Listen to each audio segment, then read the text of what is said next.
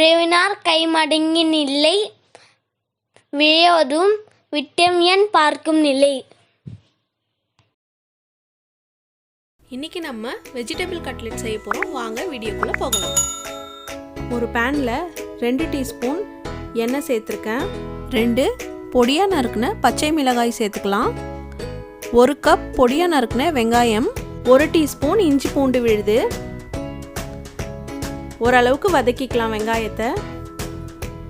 வெங்காயம் ரொம்ப பொன்னிறமாக ஆக வேணாம். இப்போது நம்ம பொடியாக நறுக்கி வச்சுருக்க காய்கறிகளை சேர்த்துக்கலாம். 1 cup carrot, 1 cup beans, 1 cup கோஸ்.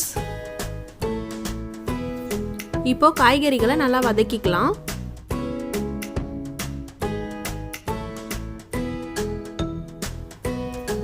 காய்கறி வதங்கிறதுக்காக கொஞ்சமாக உப்பு சேர்த்துக்கலாம். இப்போ அடுப்பு தீயை குறைவாக வச்சுட்டு மூடி போட்டு ஒரு 15 நிமிஷத்துக்கு வேக வச்சுக்கலாம் காய்களை. இப்போ மூடியை எடுத்துட்டு தேவையான மசாலாக்களை சேர்த்துக்கலாம். காய் பாருங்கள் நல்லா வெந்து வந்திருக்கு. 1 டீஸ்பூன் மிளகாய் தூள், 1/2 டீஸ்பூன் கரம் மசாலா தூள், 1/2 டீஸ்பூன் சோம்பு தூள்,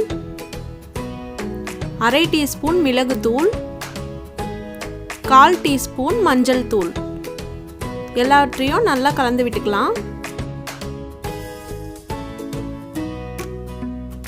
1/4 கிலோ உருளைக்கிழங்க வேக வச்சு மசிச்சு வச்சிருக்கேன். அதையும் இதோட சேர்த்துக்கலாம்.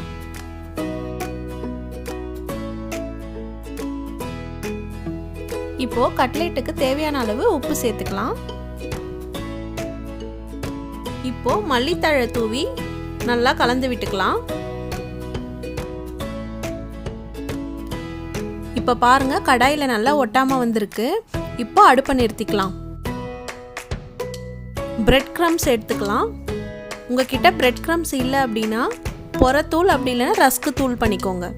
காய்கறிகள் சூடு கம்மியானதும் நம்ம இந்த மாதிரி தட்டிட்டு பிரெட் க்ரம்ஸில் புரட்டி எடுத்துக்கலாம். உங்ககிட்ட குக்கி கட்டர் இருந்ததுன்னா நீங்கள் ஷேப் கூட பண்ணிக்கலாம்.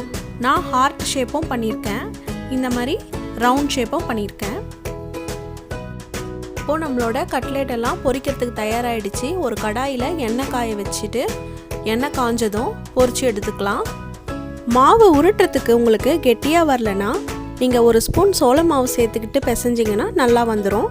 நம்மளோட சுவையான வெஜிடபிள் கட்லெட் தயாராகிடுச்சு. நீங்களும் உங்கள் வீட்டில் இதை செய்து பார்த்துட்டு உங்களோட கருத்துக்களை கமெண்ட் செக்ஷனில் சொல்லுங்கள்.